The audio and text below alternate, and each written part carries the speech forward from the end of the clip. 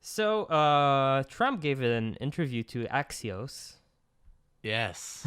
Yes, where he came out like a bumbling idiot. So I sent this to you, Yeah. and you had some funny points to make. Well, I mean, he came across as an idiot. He said some pretty insensitive things, so politically that's just dumb to say. It is what it is. But when it comes down to it, like, I'm not a politician, so I'm not afraid to say it. It's true. It is what it is. What he should say is that it's not the government's job to fight COVID. Like, I'm sorry, but it's just not. It's not like that's what I think like a traditionally Republican conservative candidate would usually have said. Like, this isn't the place of the government. Small government.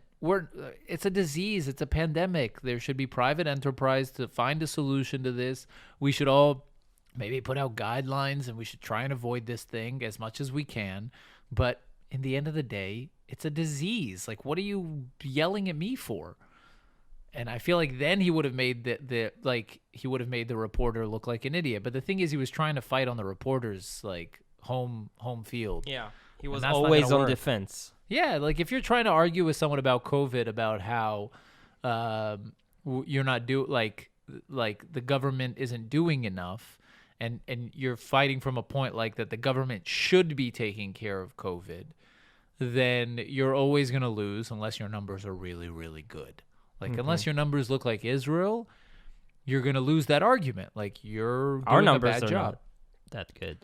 Come on. Why do you think Like it's deaths okay? per million or Yeah, but sick per low. million, we're the highest in the world. Okay, but deaths is what really interests me. I mean, right? Like, that's what matters.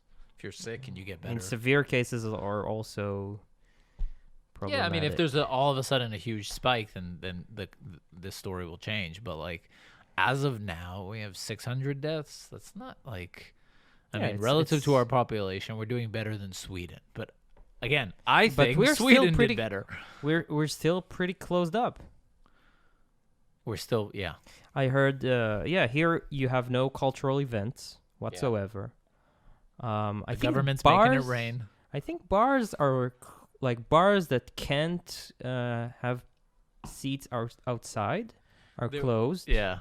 There was a funny story. Did you hear about the story in New York about bars? No. Where so it's like, what's a bar and what's a restaurant, right? If Yeah. you serve food.